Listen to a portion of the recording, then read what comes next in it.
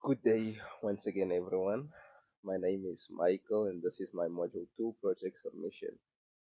So, I built a full stack Chum class scheduler application using native Node.js and SQLite for the database and vanilla HTML, CSS, and JavaScript. So, there's no Express, there's no frameworks, no ORMs. Everything is written from scratch using only Node's built-in modules. The application lets you manage Chum, instructions, schedule classes, add members, and register members for classes, all back-end by a relation database with foreign keys, inner join queries, and on-the-lead cascade. Now I'm going to walk through the live demo first, then go through the code and explain how it works. So if I come here, we're gonna hold in control, so we can click the link. So control, click the link. As you can see, I've already activated the server.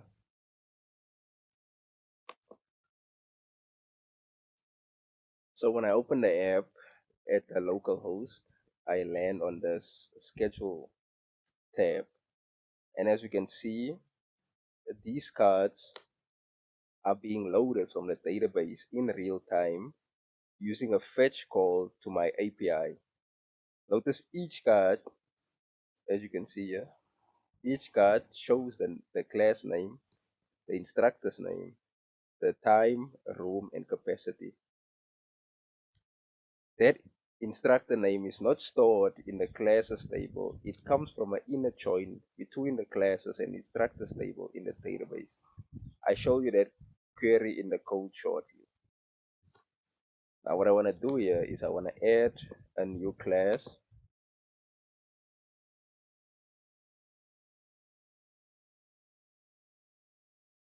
Now when we look here, and if you first saw that green pop-up notification, it confirms it was safe. And then we can see here a new card appears immediately. No page reload, and that right there, it's the fetch API at work. Now if you can see here the lead edit, you can also edit to change anything you like maybe say, you know what, 8 o'clock something came up. Now the only time I'm free is at 10. Save class, and as you can see, class update successfully, 10 a.m. and what was. And if we can also see the lead, okay, we can clearly see class deleted, and edit is now fully gone. And they call that the full CRUD working. CRUD, CRUD, which stands for create, read, update, and delete. Now, I should have actually started with the nav by here. Please don't mind the CSS. I will improve the CSS at a later stage. But as we can see, navbar fully operational. Now I want to come here to the instructions tab.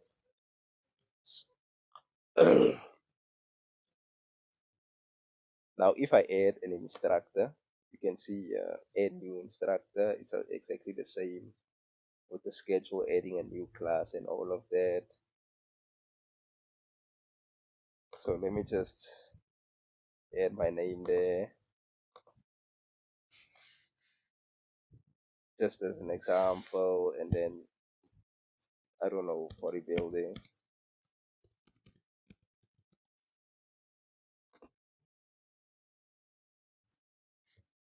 Now we can clearly see it has been added. There I am, full added on. The date has been added. Now, if I delete again once again, we can see instructor deleted. So, and it is deleted because of on the lead cascade in my database. And any classes assigned to this instructor would have been automatically deleted too. So I just want to add on that as well. So as soon as you deleted the instructor, all classes added to that instructor would have been deleted too. or you don't have to clean up that, how can I say, manually. So now I would like to go to the members tab, and members are independent. They exist separately from classes until they register. You can see their membership. So you can see the membership type badge here. You can see premium, basic, all those things. And as again, you can edit, and then membership type you can choose again, as we can see through that. And now for the last one, the registration tab. This is the most interesting tab from a database perspective. Each registration card shows the membership's name, the class they enrolled in, and the instructor's name, even though those three pieces of data live in three separate tables. So that comes from a three table inner join query. And now also, we know the drill. Select a member. How can I say? We're obviously gonna have to add a member here to register that member here, but I hope that covers that. So now I wanna open VS Code, and then first I just wanna talk about the file structure. So again, as the previous module, the public is the whole front end. We've got the database here, and then we have server.js, the main HTTP server. We've got the database folder with the db.js and all those. We've got the roots folder. So I only import node.js modules, HTTP for the server, and then we see here the path. The path for save file path and the FS to read files from disk. No express, no frameworks. And then if I go down, continue going down, we can see here there's a function created, serve static file.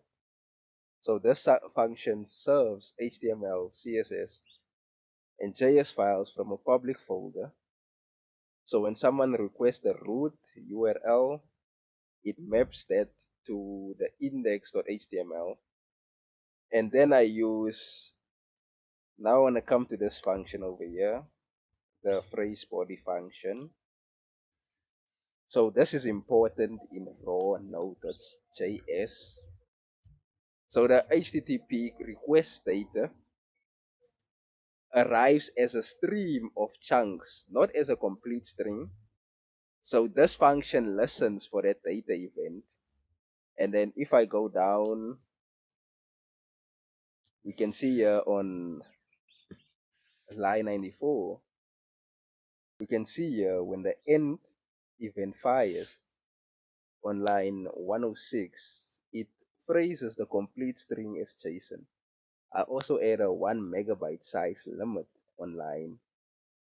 Where is it now? Okay, we can see here on line 100 where I add a size limit as a security measure. So because honestly there is a lot to cover, I want to jump now to the database and just because I don't want the video also to be too long. So if that is a problem, please leave it in the comments so I don't do it next time, but I don't know. So just update me on that. 23. So the instructors table, this is the parent table. It has a primary key that auto.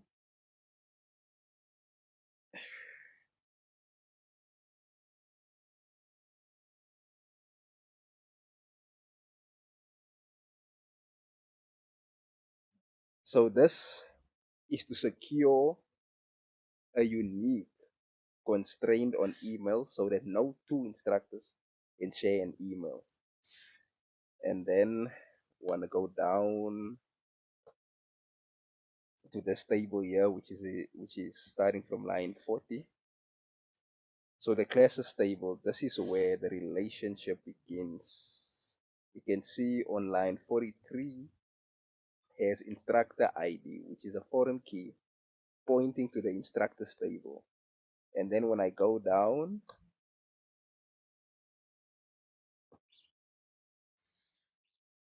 to line 50,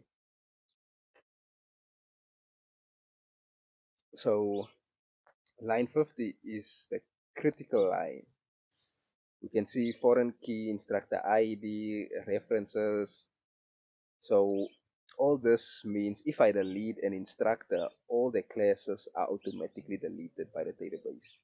No manual cleanup, as I mentioned earlier when I was walking through the application. Now I want to go down. So forgive me if I'm rushing. I'm trying to make sure this video is not as long as possible. So the members table, as we can see here, starting from line 61, the members are independent. They don't belong to an instructor or class yet. And then moving down,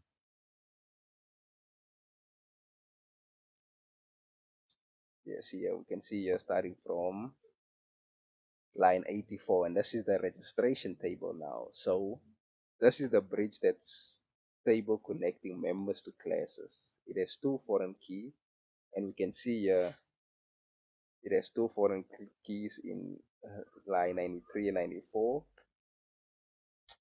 and both with on the lead cascade. So line 91 has a unique line 91 has a unique constraint on the combination of members ID and class ID, which prevent a member from registering for the same class twice. So now I want to open the database, the db.js, and now where does it we come to this line 22, and this is where it starts. And as we can see from line 22, I'm using node.sqlite, which is built directly into node.js.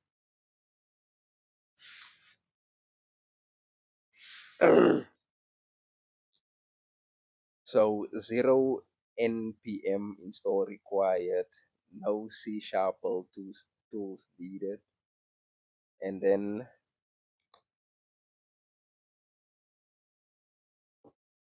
when we go down to line 33 here, you can see I added a new database sync, which opens or create the database file on disk. And then if you come down here to line 40, this is crucial. So the SQLite does not enforce foreign keys by default. I have to run this pragma on every connection to enable on the lead cascade. Without this line, the leading an instructor would silently do nothing to their client, to their classes.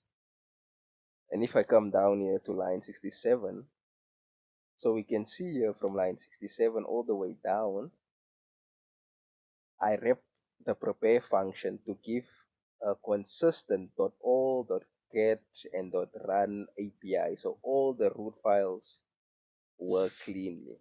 If I were to continue scrolling down here, and all the way from line 67 to line 95.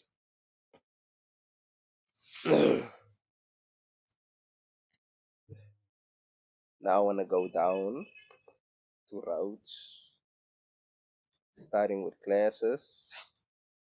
So now the most important query, which is the inner join. So starting in line 27, the function handle classes is the main function for this route. And if we scroll down, to line 45, this is the get all classes handler. So if we look, at the SQL query starting on line 46, I'm selecting columns from both the classes table and the instructors table in one query. Line 58 is the join. So line 58 is the join. So this means for each class, find the instructors whose ID matches the class's instructor ID.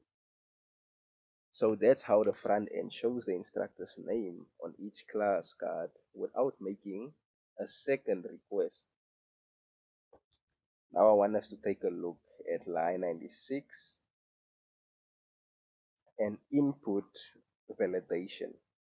So before any database operation, I check that all required fields are present. If anything is missing, I return HTTP 400 with a descriptive error message. So now when we take a look starting from line 118, which is the insert query, notice the question marks on line 120. These are parameterized placeholders. The actual values are passed separately on line 124. This is how we prevent SQL injection. The database driver treats these as data, not as SQL code. So now I just want to open the registration.js JavaScript. So I want us to look at line 27, the handle registrations function, which is the main function. We can see on line 44 the get all registrations handler. So the SQL starting on line 45. So what I'm doing is I'm joining 4 tables in a single query: registrations, members, classes, and instructors. And when we look at line 58 all the way down to 60, 58 all the way down to 60, it shows 3 inner join statements chained together. This returns everything the front end needs in one database call: the membership's name, the class name, the instructor's name, and the time. So that's the power of relational databases. One well-designed query replaces what would otherwise be multiple separate requests. So now scrolling all the way down, let's take a look here at line 119. The capacity check. Before registering someone, I run a count query to see how many people are already enrolled. If it's at or above the class capacity, I return an error. That's an SQL. So that's a SQL aggregate function in action. So now I want to jump to the front end. CSS needs to work, but you know, we're currently not doing HTML and CSS. So now opening app.js. I'm gonna be quick with this one because I can already feel this video is too long already. Looking here at line 90, the API request. This is my central fetch wrapper. All communication with the backend goes through this one function. It says the content type header, which attaches the request body for post and put. And if we check here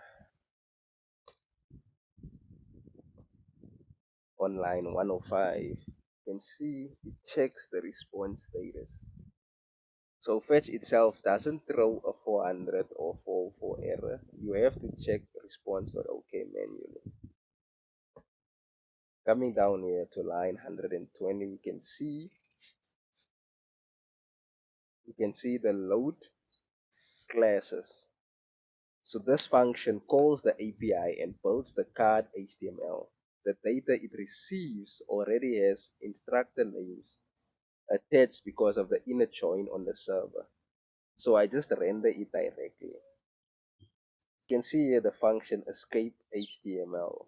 This is an important security function. Any data that came from a user and gets rendered into inner HTML must be escaped first.